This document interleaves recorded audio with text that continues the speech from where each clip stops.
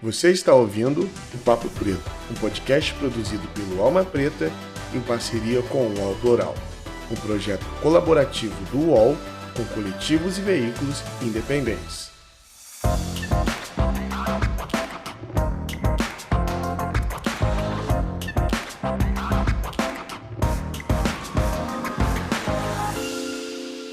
Salve, salve galera, muito bom dia, boa tarde ou boa noite. Eu não sei o horário que você está ouvindo o nosso programa, mas é sempre um prazer recebê-los aqui. Meu nome é Iago Rodrigues e eu sou produtor e apresentador aqui do nosso Papo Preto, que hoje tem 3 convidados e a estreia da nossa amiga Dindara aqui, que é jornalista do Alma. Salve, Dindara, muito obrigado por estar aqui dividindo essa mesa comigo.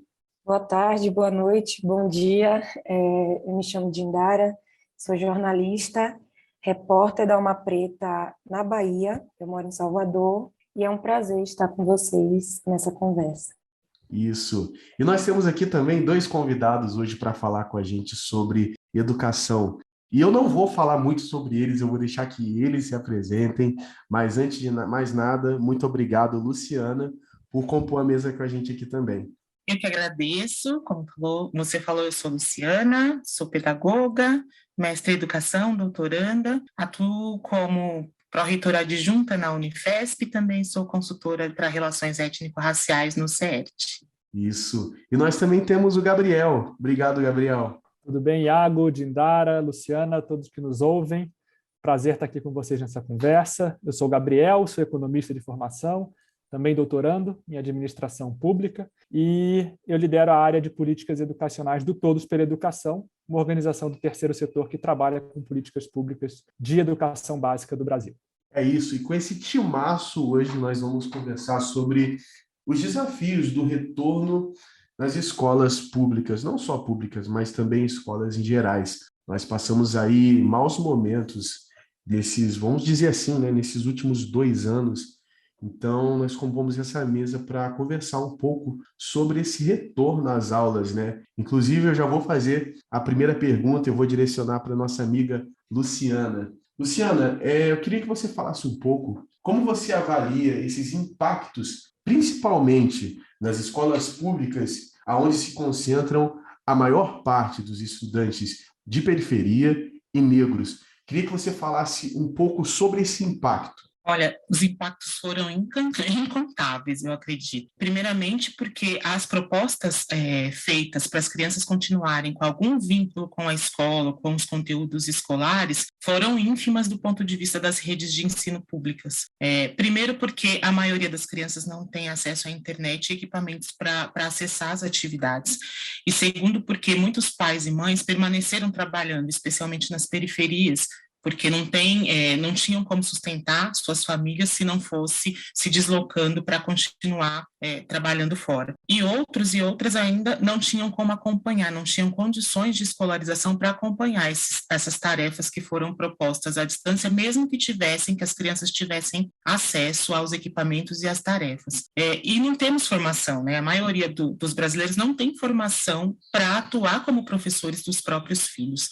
Tanto é que existe já uma grande discussão se o Brasil libera ou não libera a escolarização domiciliar, e para todos os especialistas e todas as especialistas em educação, o nosso parecer é que não.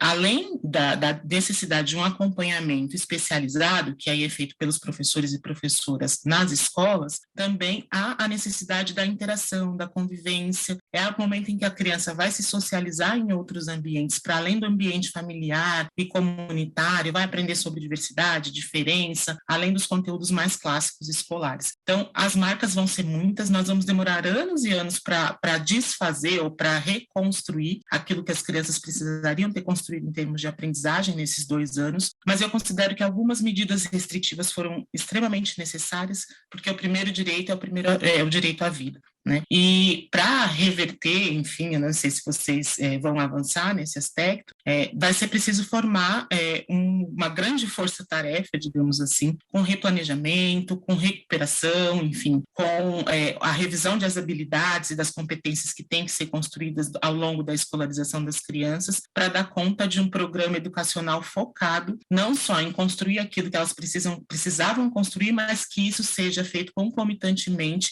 ao conteúdo e às aprendizagens que elas precisam consolidar correspondentes às séries em que elas retornam para a escola nesse momento pós-pandemia. Então, acho que a gente vai saber verdadeiramente os impactos nas próximas avaliações de larga escala que forem propostas, Prova Brasil, Prova São Paulo, mas a gente já, como especialistas e olhando para o restante do mundo, a gente já infere que tem uma defasagem enorme aí para a gente correr atrás após o retorno presencial às aulas. E eu já vou direcionar, né, a minha pergunta a Gabriel, tomando aí esse gancho do retorno escolar. Eu queria que você desse uma avaliação, né? Se, do ponto de vista técnico, de políticas educacionais, as escolas, inclusive as escolas públicas, elas já estão seguras, né, para esse retorno. O que é que vocês, se elas não estão seguras, o que é que vocês consideram primordial para ter um retorno seguro e efetivo? Olha, então concordo em gênero, número e grau com a Luciana. Acho que os efeitos da pandemia na educação são gravíssimos, né? E eles impactam muito mais a população mais pobre, a população das periferias, a população negra, e é com muito foco nessa população que a gente precisa de políticas públicas para superar esses efeitos adversos. Parte desses efeitos, ou todos eles, se a gente conseguir ações muito efetivas, podem ser revertidos, especialmente agora nesse momento em que a maioria das escolas estão voltando ao presencial. É muito importante a gente saber que não tem uma resposta única no Brasil inteiro. Mesmo numa rede de ensino,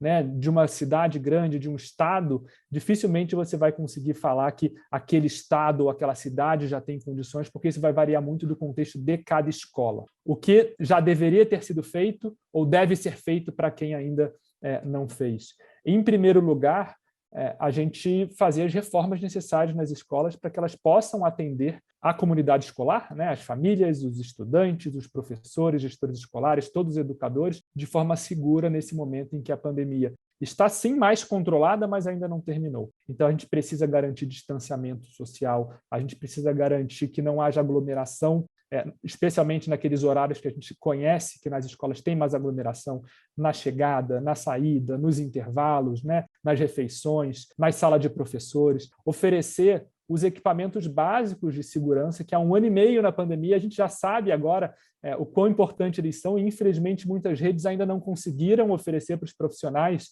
né? Estamos falando de máscara, de álcool gel, de equipamentos muito básicos, de testagem, especialmente para quando há sintomas. Então, é possível, e especialmente nas redes de ensino que conseguiram avançar com essa preparação para o retorno, é possível voltar com segurança, especialmente agora com a vacinação já muito mais avançada. Agora, isso precisa ser feito com muito cuidado, né? A gente ainda está na pandemia e a gente não pode colocar estudantes, famílias e educadores em risco apenas por um retorno. É possível voltar com segurança, mas políticas com muito preparo e muita comunicação, inclusive com a comunidade escolar, precisam ser feitas e implementadas para que a gente possa promover esse retorno seguro, gradual e que dê conta desses imensos efeitos que Luciana bem comentou, que a crise sanitária, a crise econômica, a crise social também tivemos aqui na crise da educação. Legal. E ainda, Gabriel, daqui a pouco a nossa amiga Dindara vai direcionar a próxima para Luciana.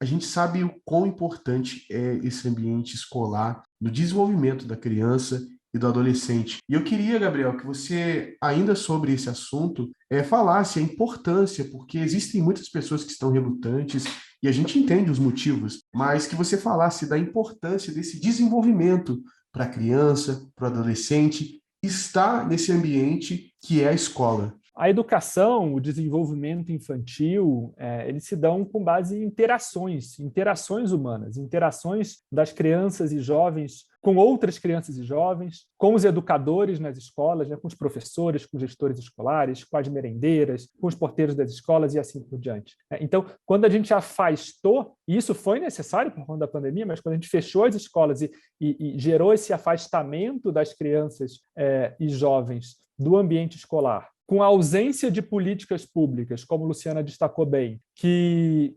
garantiam uma maior proximidade, uma proximidade possível durante o distanciamento, a gente teve prejuízos enormes na aprendizagem dos alunos, no desenvolvimento, porque os estudantes eles precisam desse contato, eles precisam estar junto com seus pares, eles precisam estar junto com seus professores para que a aprendizagem, para que o desenvolvimento aconteça. Então, acho que muita preocupação, muita atenção precisa ser dada para essa questão da aprendizagem, que o ensino remoto foi importante, mas ele não chega aos pés do ensino presencial, né? Então, o ensino presencial agora é o que pode dar conta dos prejuízos na aprendizagem. E não só olhar para a aprendizagem, a gente sabe o quanto que a saúde emocional dos alunos, das alunas está impactada, né, com distanciamento, com fechamento prolongado das escolas. Então, esse acolhimento, esse afeto, esse cuidado serão muito importantes no retorno ao presencial. A escola é importante por conta disso. Sabemos que no Brasil, especialmente para a população mais pobre das periferias, a escola também ajuda como uma rede de proteção social,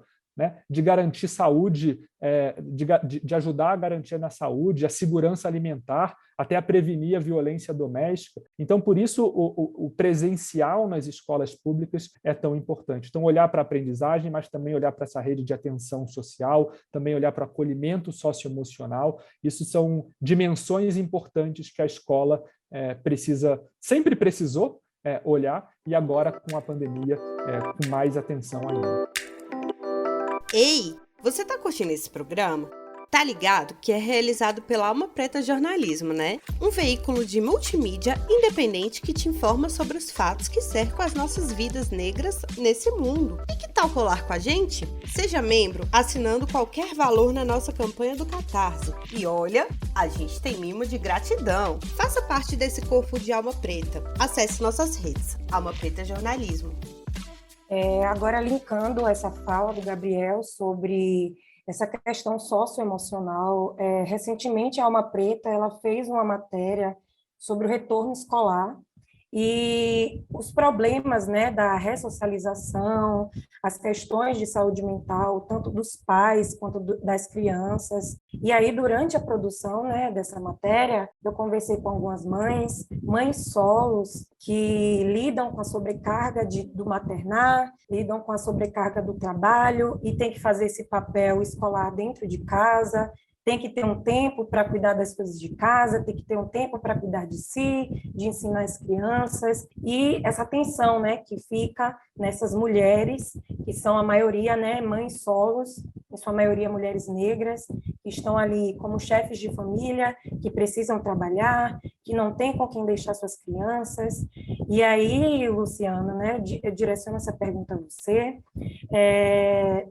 nesse panorama, né, nesse cenário, e com esse retorno escolar, quais são os cuidados, né, quais são dos próprios pais, né, digo assim, na questão das mães solo, e na saúde emocional das crianças, né, que também foram muito afetadas. Aí algumas mães falaram que perceberam as crianças mais agitadas, elas queriam muito voltar para a escola, que elas precisavam dessa interação, e ali, né, como as mães não tinham um tempo, tem essa questão da sobrecarga, eu queria que você opinasse um pouco, né, como é que você avalia esse retorno, principalmente para essas mulheres chefes de família e que são mães solo.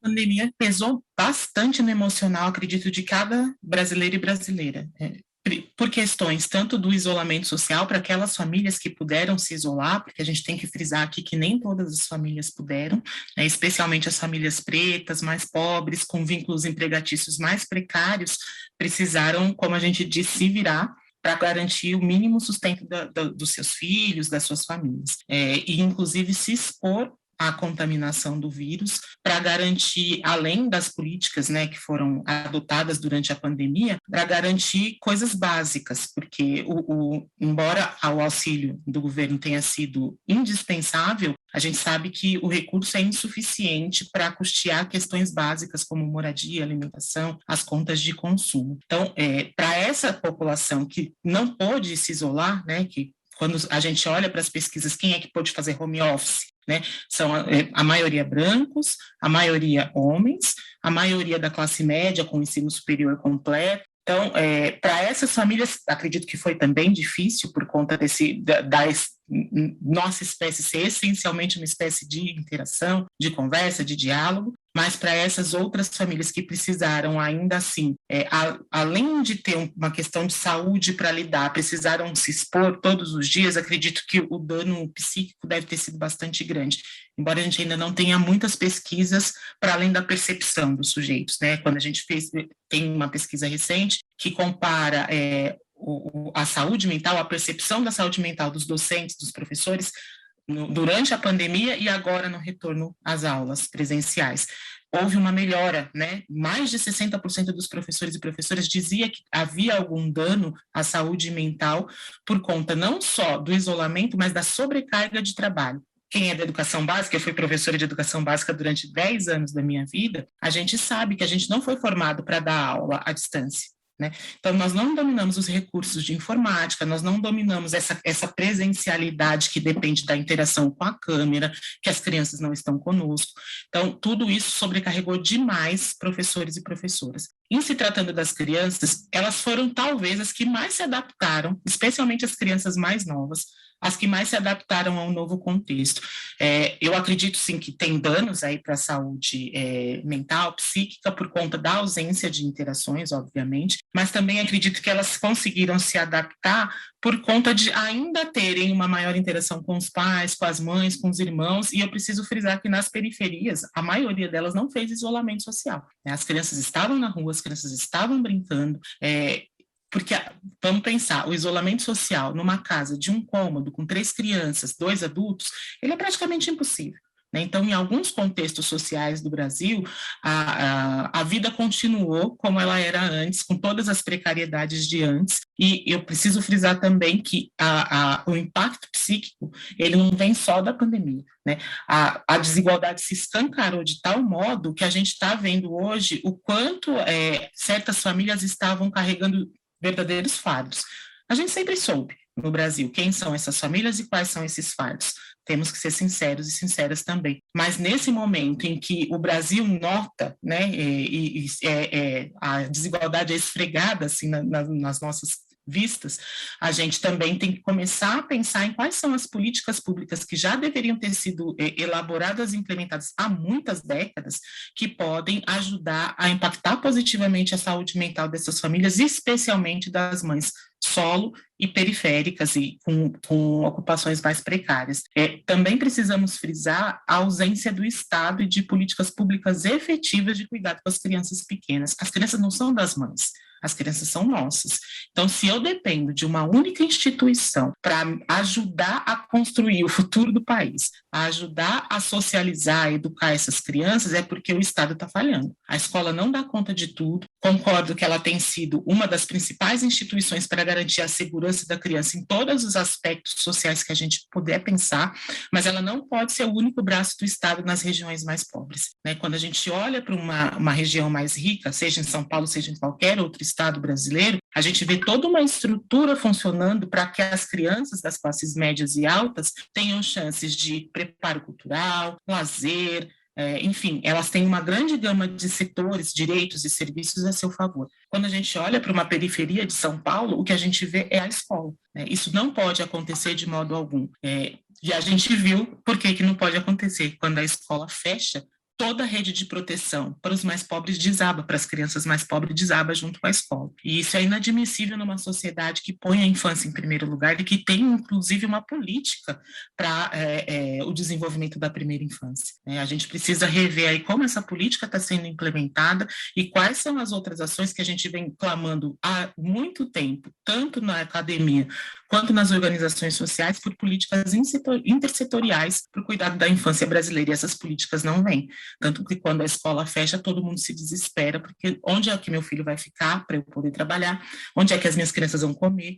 Onde é que as minhas crianças vão interagir? Onde é que as minhas crianças vão brincar? Tudo isso estava sendo feito pela escola, muito bem feito, em contextos super adversos. Mas agora também a gente precisa abrir o olho para que essa nova demanda, né, que já é velha para a escola, seja também abraçada por outras instituições. É urgente. Isso também vai ajudar bastante na saúde mental das mães pretas, que todos os dias precisam acordar pensando, e a hora que acabar o horário de aula, o que é que eu vou fazer? Políticas de educação integral também são importantíssimas, não só na pandemia, como fora dela. Eu queria direcionar uma pergunta para Gabriel em relação às tecnologias, né? Com essa pandemia, a gente percebeu, né, o quanto as escolas ficaram falhas, né, em relação a essa questão da tecnologia, porque o ensino ele migrou, né, para a internet, ele migrou para a televisão, ele migrou para as aulas online.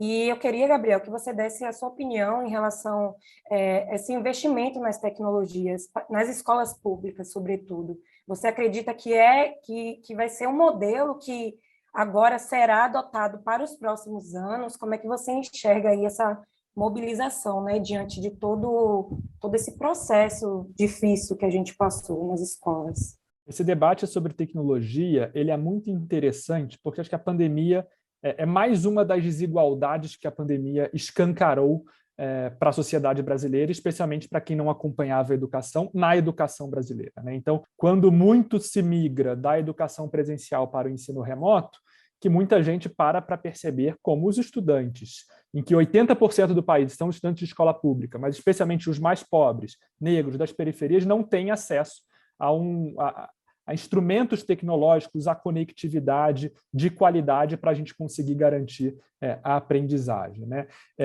Interessante notar que, durante a pandemia, a própria percepção das professoras e dos professores brasileiros, e as pesquisas de opinião mostram isso, foi mudando em relação à tecnologia. É claro que ninguém está satisfeito com o ensino remoto como foi feito, de forma emergencial, mas cada vez mais começa-se a entender que, olha, a tecnologia pode ser um aliado na aprendizagem. Ela não vai substituir as professoras e professores, e não deve substituir, não tem modelo de substituição que funcione, mas ela pode, se bem empregada, se com formação aos docentes, né, se com garantia de conectividade e aparelhos para os estudantes, ela pode sim funcionar como um instrumento importante para a qualidade educacional, para a gente melhorar a qualidade e reduzir as desigualdades da nossa educação. Agora, não adianta a gente achar que um elemento tecnológico vai resolver.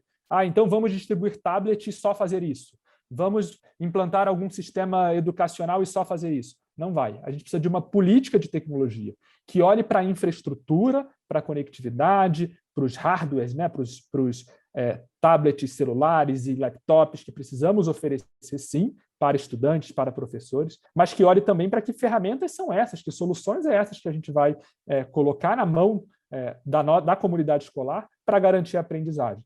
Então, não é algo emergencial que vai funcionar, é algo que precisa ser muito bem pensado. E pensado com pedagogia, preocupado com aprendizagem, pensado a partir das pessoas que entendem educação. E nisso os profissionais de educação podem contribuir muito, inclusive, com o desenho dessas soluções, com o desenho dessas ferramentas. Porque aí sim, o que mostram outros países, inclusive, a tecnologia pode nos ajudar. Pode ajudar a reduzir a evasão escolar, pode ajudar, inclusive, a enfrentar os problemas de saúde mental, e como a sua pergunta falou, pode ajudar na questão da aprendizagem.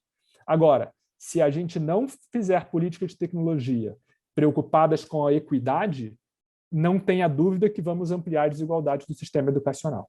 Então, essa é uma preocupação muito forte que todo o setor público, sociedade, todo mundo envolvido com a educação precisa ter. A discussão de equidade também precisa entrar na discussão de tecnologia, para que a tecnologia possa, de novo, ser um aliado, um aliado da aprendizagem, especialmente daqueles estudantes que mais precisam. É isso, galera. Olha que papo maravilhoso.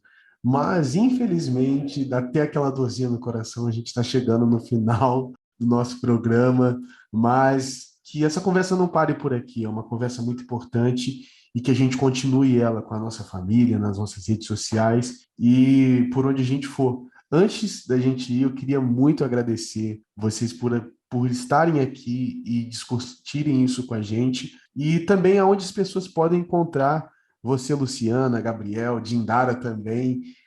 Muito obrigado por vocês fazerem parte dessa mesa e deixa aí as redes sociais de vocês, onde as pessoas podem acompanhar o trabalho de vocês também. Pode começar pelo Gabriel, depois Luciana, depois Dindara. Iago, Dindara, Luciana, eu que agradeço, foi um papo excelente. Obrigado por vocês da Alma Preta, pelo convite a nós do Todos pela Educação. Realmente a discussão muito boa e importante.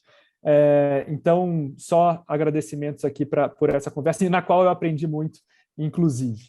Acho que, só como uma mensagem final, a gente sabe que a crise é muito grave, temos todo o contexto trágico do governo federal que joga contra a educação, não falamos disso aqui, mas é possível. O Brasil tem jeito, é possível, apostando realmente na nossa gente, com políticas públicas, olhando para as pessoas brasileiras, é possível a gente superar essa crise. Então, muito obrigado. Eu estou no Twitter, eu estou no LinkedIn, só procurar lá Gabriel Correia, do Todos pela Educação, e acompanhem, mais do que a mim, o Todos pela Educação nas redes sociais. Então, um abraço a todos vocês, um abraço a todos os ouvintes que nos ouviram. Bom, também agradeço aos três, eu acompanho já o Todos pela Educação. Gabriel, acho que nós, todas as organizações que lutam por educação no Brasil, independentemente das perspectivas aí de Brasil que a gente quer construir, já estão fazendo muito por esse país e muito pelas crianças desse país. Eu não tenho rede social, eu sou o tipo de eremita da internet, mas eu tenho o LinkedIn, já é alguma coisa, então é só me procurar lá, que é Luciana Alves, que é um nome super comum, deve ter umas 300, mas coloca ao lado do Unifesp, talvez me encontrem por lá. Muito obrigada pela oportunidade de conversa aqui. Eu também agradeço, fazer parte dessa conversa, conversar, sobre educação, sobretudo nesse momento, que a gente vive, nesse cenário político, que a gente vive. Eu acho super importante, a gente fortalecer a educação e procurar, soluções, discutir soluções que sejam viáveis, para todos, soluções que não reproduzam desigualdades. Eu acho que isso é o mais importante, porque quando a gente trata de educação, a gente não está só tratando da educação, a gente está tratando de pessoas, de cidadãos, que vão formar as nossas próximas gerações, a nossa próxima sociedade. E eu acredito que essa sociedade que a gente constrói todos os dias tem que garantir um acesso para todo mundo. Então, foi muito importante participar disso. Me sinto muito honrada de estar falando aqui com a Luciana, com o Gabriel, com o Iago também, que é o meu colega de profissão, de trabalho.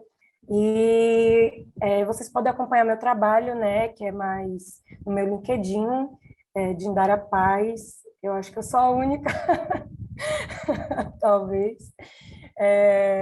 Mas é isso, muito obrigada, agradeço a fala de vocês, super potente, e espero nos encontrarmos em um próximo momento. É isso, muito obrigado, galera. Você que acompanhou até aqui também. Sigam a Alma Preta nas redes sociais, também é muito importante. Acompanhe o nosso trabalho lá e, acima de tudo, apoie a mídia negra independente. Vá lá no nosso site, conheça a nossa campanha do Catarse, apoie esse trabalho, é muito importante para nós você estar apoiando a gente aqui. Galera, um abraço e até o próximo Papo Preto.